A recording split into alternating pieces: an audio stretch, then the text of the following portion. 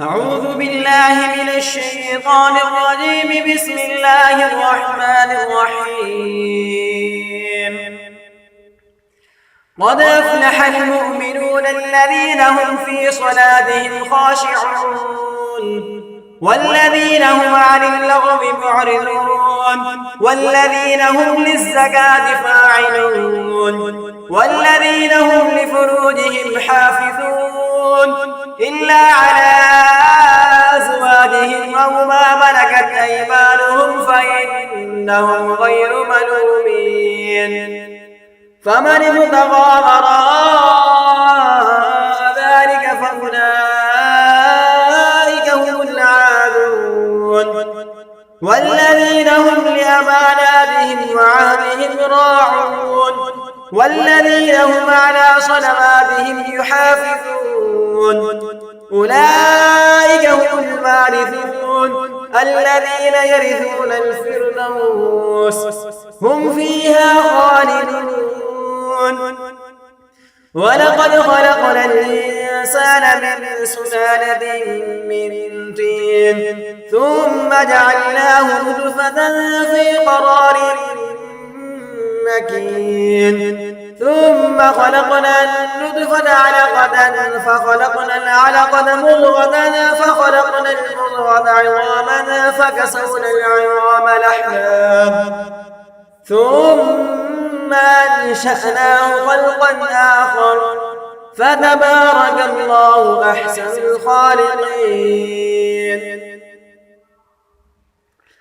ثم إنكم بعد ذلك لميتون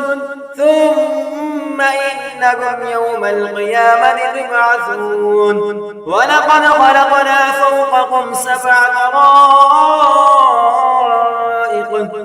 وما كنا عن الخلق غافلين وأنزلنا من السماء ماء بقدر فأسكناه في الأرض وإنا على ذهاب به لقادرون. فأنشأنا لكم به جنات من نخيل وأعناب لكم فيها فواكه كثيرة ومنها تأكلون وشجرة تخرج من طور سيناء تنبت بالدهن وصبغ للآكلين. وإن لكم في الأنعام لعبرة نسقيكم مما في بطونها ولكم فيها منافع كثيرة ومنها تأكلون وعليها وعلى الفلك تحملون. ولقد أرسلنا نوحا إلى قومه فقال يا قوم اعبدوا الله ما لكم من إله غيره أفلا تتقون. فقال الملأ الذين كفروا من قومه ما هذا إلا بشر مثلكم يريد أن يتفضل عليكم ولو شاء الله لأنزل ملائكة ما سمعنا بهذا في آبائنا الأولين إن هو إلا رجل به جنة فتربصوا به حتى حين. قال رب انصرني بما كذبون. فأوحينا إليه أن اصنع الفلك بأعيننا ووحينا فإذا جاء أمرنا وفارت النور فاسلك فيها من كل زوجين 2 وأهلك إلا من سبق عليه القول منهم ولا تخاطبني في الذين ظلموا إنهم مغرقون. فإذا استويت أنت ومن معك على الفلك فقل الحمد لله الذي نجانا من القوم الظالمين. وقل رب أنزلني منزلا مباركا وأنت خير المنزلين إن في ذلك لآيات وإن كنا لمبتلين ثم أنشأنا من بعدهم قرنا آخرين فأرسلنا فيهم رسولا منهم أن اعبدوا الله ما لكم من إله غيره أفلا تتقون وقال الملأ من قومه الذين كفروا وكذبوا بلقاء الآخرة وأترفناهم في الحياة الدنيا ما هذا إلا بشر مثلكم يأكل مما تأكلون منه ويشرب مما تشربون ولئن أطعتم بشرا مثلكم إنكم إذا لخاسرون أيعدكم أنكم إذا متم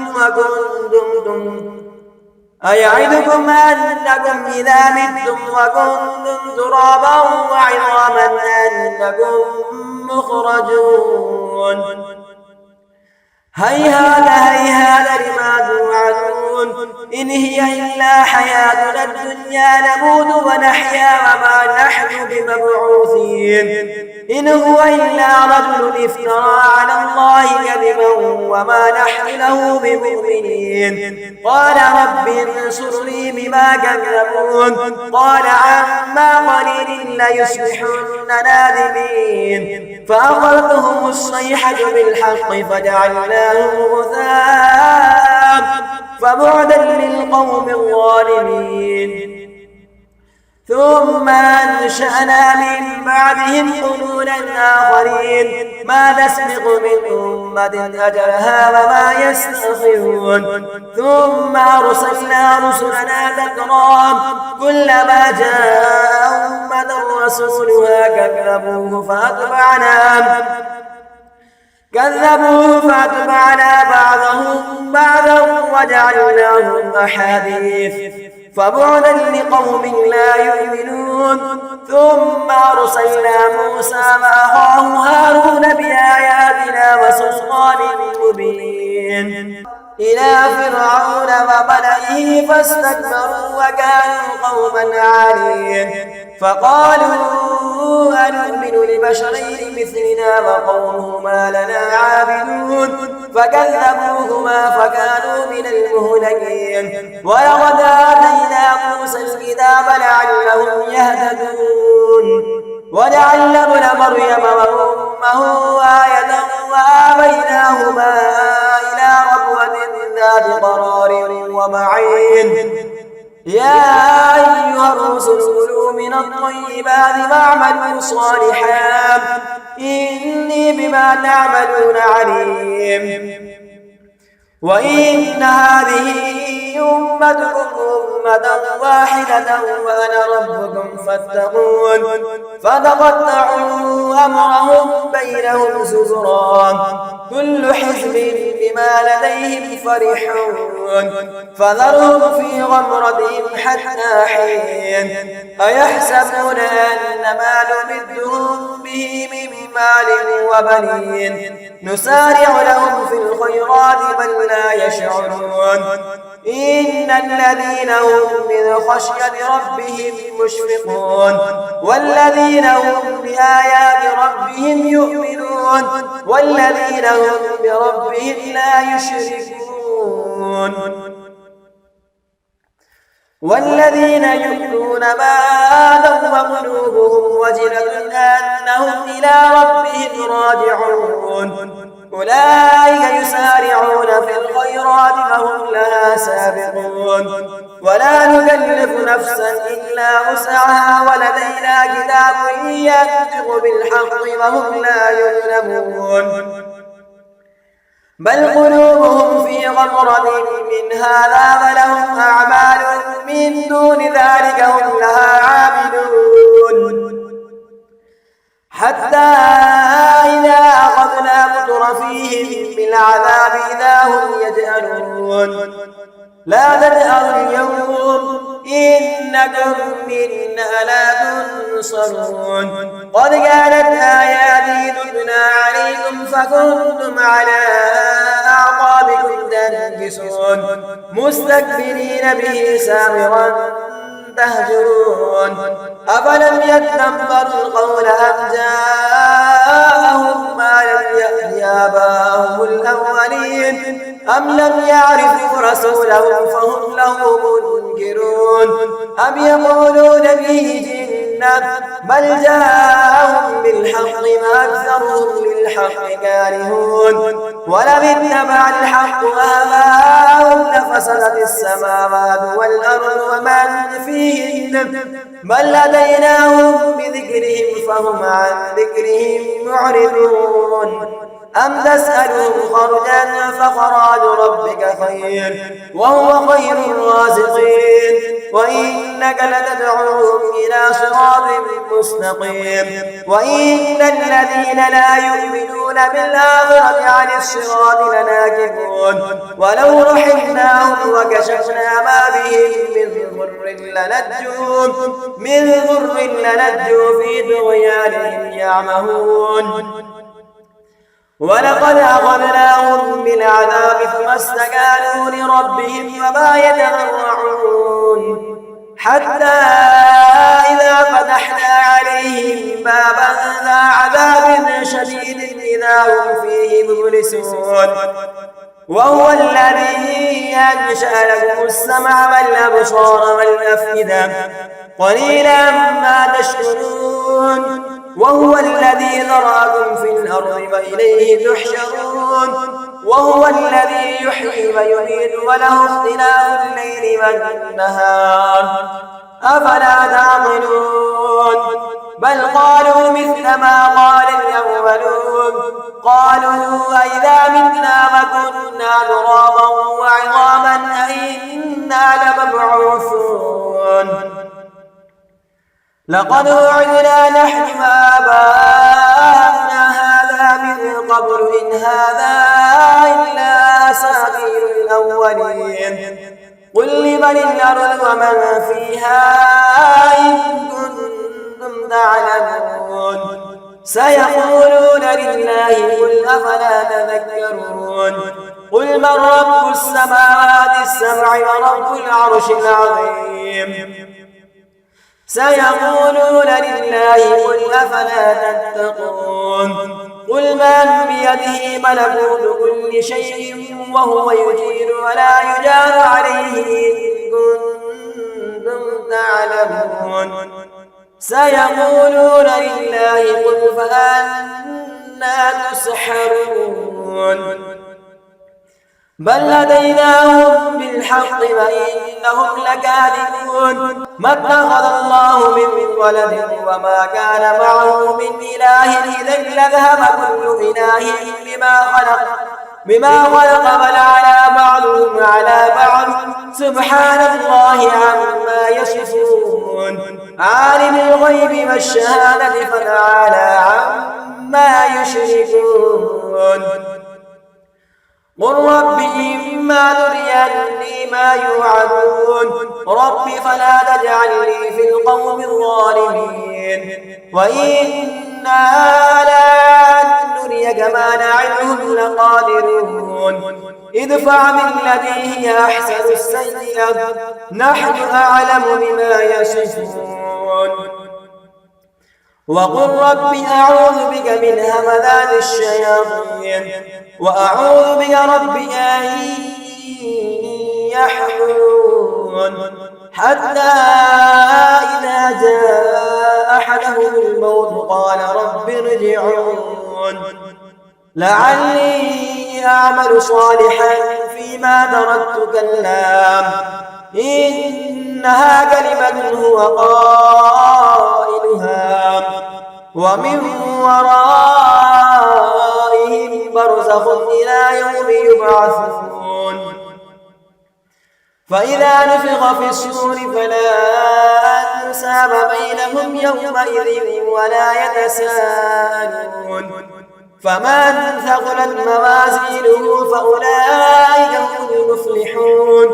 ومن خفت موازينه فأولئك الذين خسروا أنفسهم في جهنم خالدون تلفح وجوههم النار وهم فيها كالحون ألم تكن آياتي تتلى عليكم فكنتم بها تكذبون قالوا ربنا غلبت علينا شقوتنا وكنا قوما ضالين ربنا أخرجنا منها فإن عدنا فإنا ظالمون قال اخسئوا فيها ولا تكلمون إنه كان فريق من عبادي يقولون ربنا آمنا فاغفر لنا وارحمنا وأنت خير الراحمين فاتخذتموهم سخريا حتى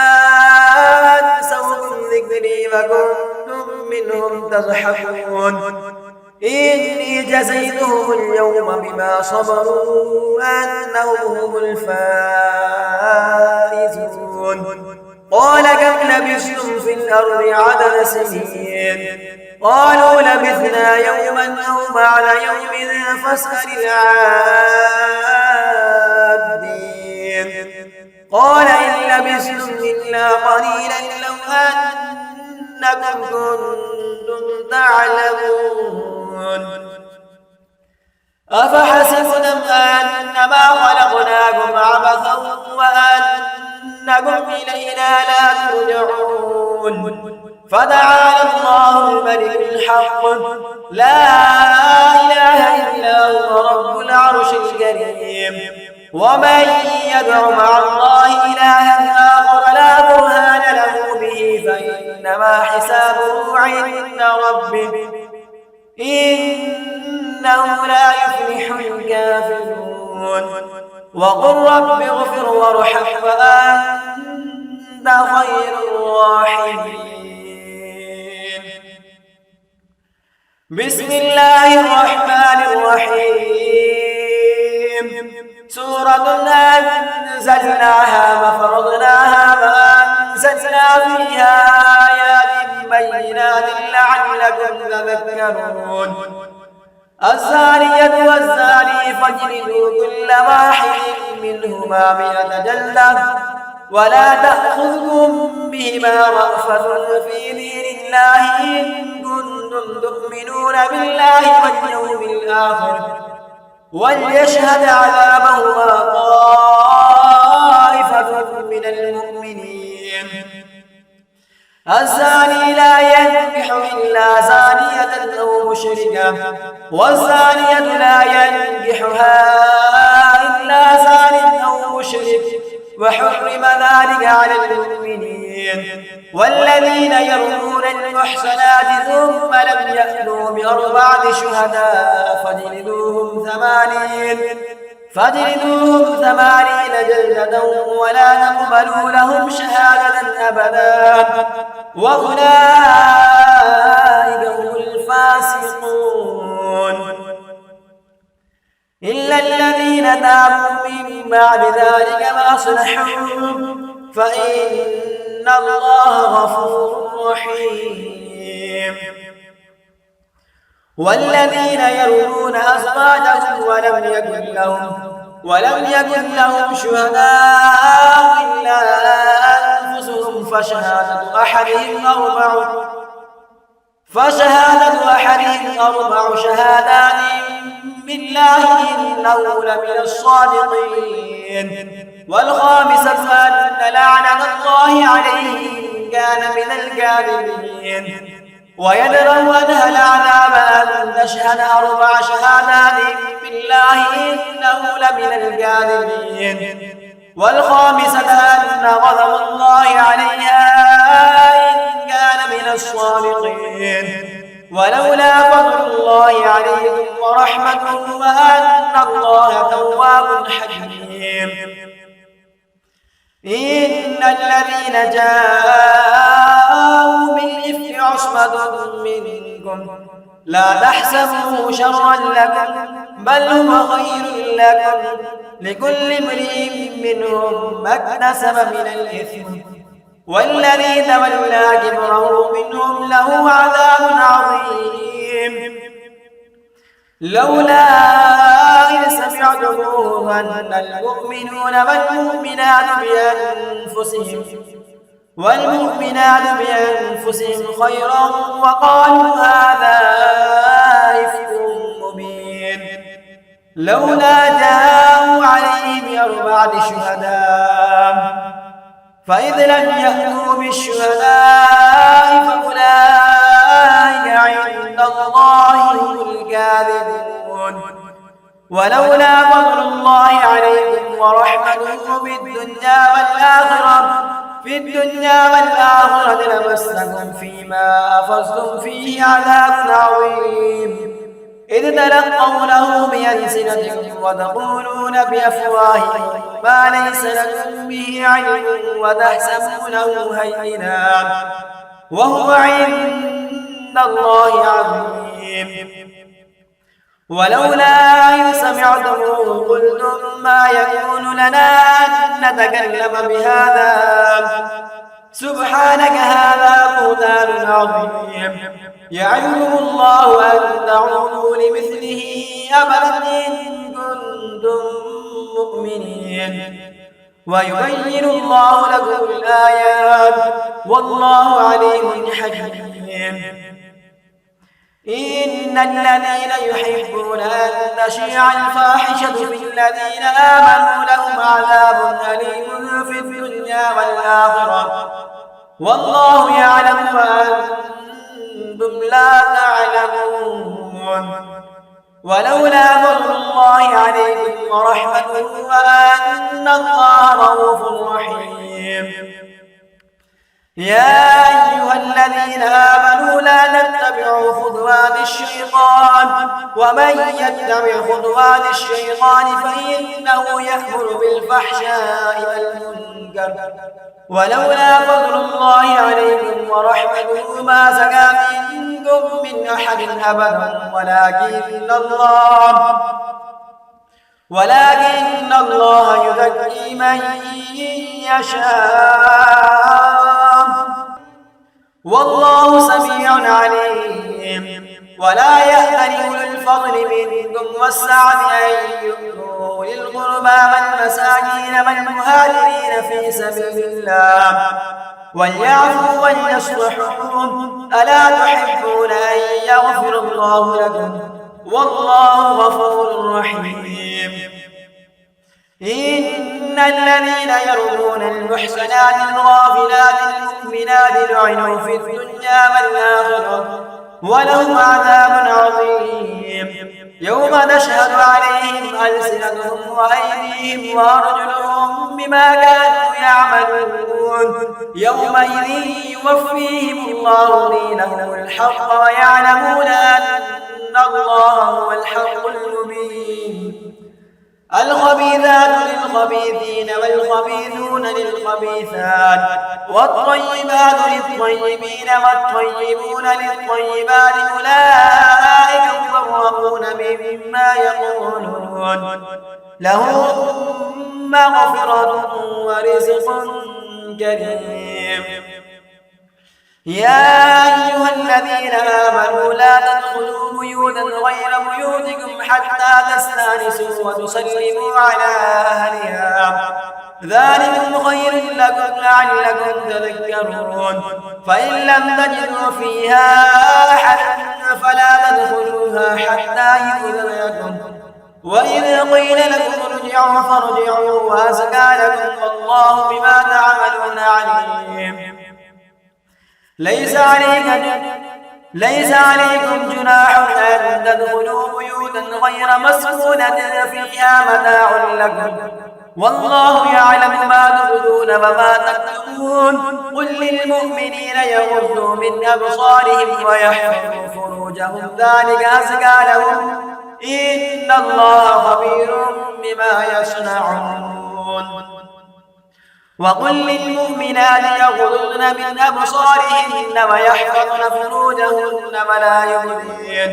ولا يبدين زينتهن إلا ما ظهر منها وليضربن بخمرهن على جيوبهن ولا يبدين زينتهن إلا لبعولتهن أو آبائهن أو آباء بعولتهن أو أبنائهن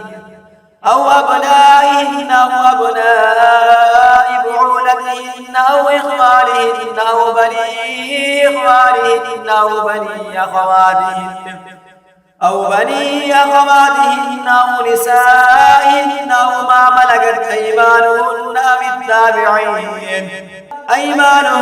أو التابعين غير أولي الإربة من الرجال أو الطفل الذين لم يظهروا على عورات النساء ولا يضربن بأرجلهن ليعلم ما يخفين من زينتهن وتوبوا إلى الله جميعا أيها المؤمنون لعلكم تفلحون وأنكحوا الأيام منكم والصالحين من عبادكم وإمائكم إن يكونوا فقراء يغنيهم الله من فضله والله واسع عليم وليستعفف الذين لا يجدون نكاحا حتى يغنيهم الله من فضله والذين يبتغون الكتاب مما ملكت أيمانكم فكاتبوهم إن علمتم فيهم خيرا وآتوهم مما لله الذي آتاكم ولا تكرهوا فتياتكم على البغاء إن أردنا تحصنا لتبتغوا عرض الحياة الدنيا ومن يكرهن فإن الله من بعد إكراههن غفور رحيم ولقد أنزلنا إليكم آيات مبينات ومثلا من الذين خلوا من قبلكم وموعظة للمتقين الله نور السماوات والأرض مثل نوره كمشكاة فيها المصباح في زجاجة الزجاجة كأنها كوكب دري يوقد من شجرة مباركة زيتونة لا شرقية ولا غربية يكاد زيتها يضيء ولو لم تمسسه نور على نور يهدي الله لنوره من يشاء ويضرب الله الأمثال للناس والله بكل شيء عليم في بيوت أذن الله أن ترفع ويذكر فيها اسمه يسبح له فيها بالغدو والآصال رجال لا تلهيهم تجارة ولا بيع عن ذكر الله وإقام الصلاة وإيتاء الزكاة يخافون يوما تتقلب فيه القلوب والأبصار ليجزيهم الله أحسن ما عملوا ويزيدهم من فضله والله يرزق من يشاء بغير حساب والذين كفروا أعمالهم كسراب بقيعة يحسبه الظمآن ماء حتى إذا جاءه لم يجده شيئا ووجد الله عنده فوفاه حسابه والله سريع الحساب أو كظلمات في بحر لجي يغشاه موج من فوقه سحاب ظلمات بعضها فوق بعض إذا أخرج يده لم يكد يراها ومن لم يجعل الله له نورا فما له من نور ألم تر أن الله يسبح له ما في السماوات والأرض والطير صافات كل قد علم صلاته وتسبيحه والله عليم بما يفعلون ولله ملك السماوات والأرض وإلى الله المصير ألم تر أن الله يزني سحابا ثم يؤلف بينه ثم يجعله ركاما فترى الودق يخرج من خلاله وينزل من السماء من جبال فيها من برد فيصيب به من يشاء ويصرفه عن من يشاء يكاد سنا برقه يذهب بالأبصار يقلب الله الليل والنهار إن في ذلك لعبرة لأولي الأبصار والله خلق كل دابة من ماء فمنهم من يمشي على بطنه ومنهم من يمشي على رجلين ومنهم من يمشي على أربع يخلق الله ما يشاء إن الله على كل شيء قدير لقد أنزلنا آيات مبينات والله يهدي من يشاء إلى صراط مستقيم ويقولون آمنا بالله وبالرسول فأطعنا ثم يتولى فريق منهم من بعد ذلك وما أولئك بالمؤمنين وإذا دعوا إلى الله ورسوله ليحكم بينهم إذا فريق منهم معرضون وإن يكن لهم الحق يأتوا إليه مذعنين أفي قلوبهم مرض أم ارتابوا أم يخافون أن يحيف الله عليهم ورسوله بل أولئك هم الظالمون إنما كان قول المؤمنين إذا دعوا إلى الله ورسوله ليحكم بينهم أن يقولوا سمعنا وأطعنا وأولئك هم المفلحون ومن يطع الله ورسوله ويخشى الله ويتقي فأولئك هم الفائزون وأقسموا بالله جهد أيمانهم لئن أمرتهم ليخرجن قل لا تقسموا طاعة معروفة إن الله خبير بما تعملون قل أطيعوا الله وأطيعوا الرسول فإن تولوا فإنما عليه ما حمل وعليكم ما حملتم وإن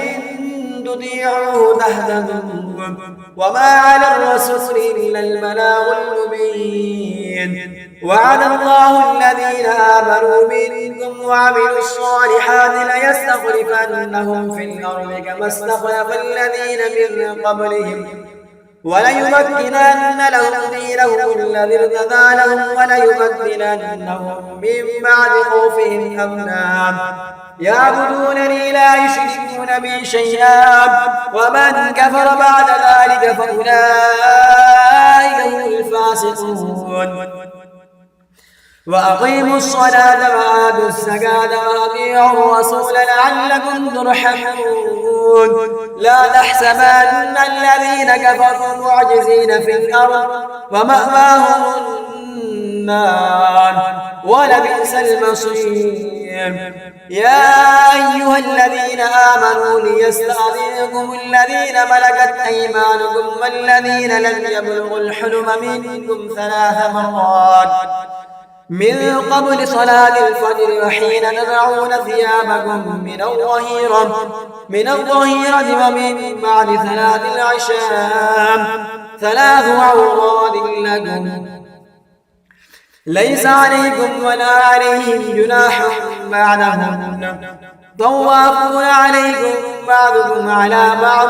كذلك يبين الله لكم الآيات والله عليم حكيم وإذا بلغ الأطفال منكم الحلم فليستأذنوا كما استأذن الذين من قبلهم كذلك يبين الله لكم آياته والله عليم حكيم. والقواعد من النساء اللاتي لا يرجون نكاحا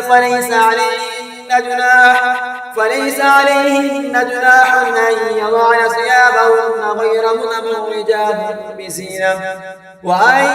يستعففن خير لهن والله سميع عليم.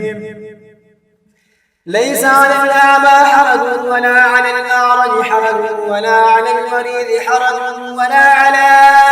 أنفسكم